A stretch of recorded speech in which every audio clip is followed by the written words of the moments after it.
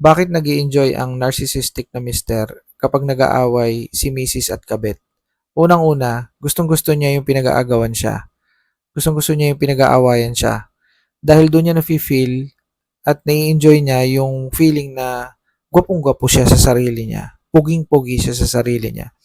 Ang mga narcissist kasi na mister, ang kanilang pakiramdam sa sarili nila o kanilang delusion sa sarili nila, delusional kasi ang mga narcissistic na mister, delulu. Ang feeling nila is, ang datingan is si Adonis. Adonis ang datingan. Kahit sila'y pangit, ang tingin nila sa sarili nila, kamukha ni Piolo. So, ganun, meron silang ganung yung derailed na paniniwala, no? Talagang nakakagigil yun pagka ganun yung nararamdaman ng isang lalaki sa kanyang sarili, no? Puging-pugi. So, nandun din yung pakiramdam na sila unique and special. Ang mga narcissistic kasing mister, ang feeling nila unique and special sila. So, iniisip nila na kailangan ay sila ay pinag-aagawan. Deserve nila yung maraming kababaihan na nag-aagawan sa kanya at na iniibig siya. Special siya eh. Yun ang tingin niya sa sarili niya.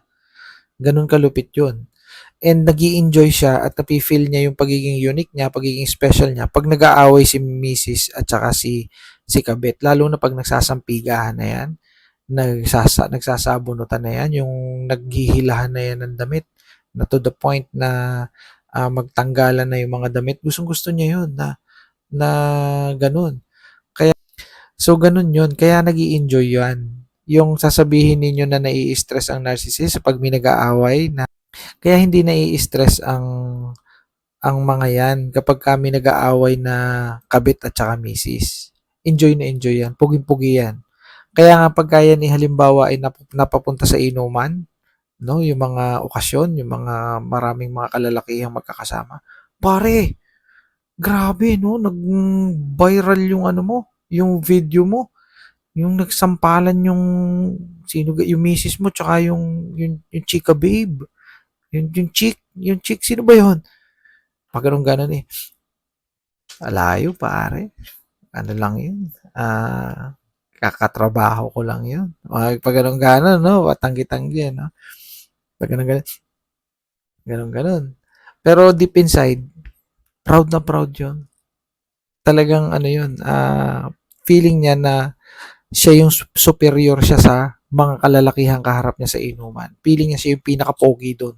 Feeling niya siya yung bidang-bida doon.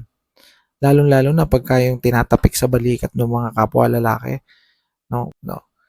So, yun ay nature nila eh. Wala tayong magagawa doon. Okay? So, yun.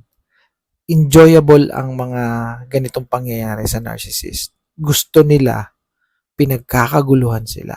Gusto nila, pinag-aagawan sila. Ngayon, kung jowa-jowa pa lang yan, gusto niya, meron siyang girlfriend, tapos may another girlfriend, tapos nagsasapakan, nagsasampigahan, tuwan-tuwa siya doon. Okay? See you in my next content. Bye for now.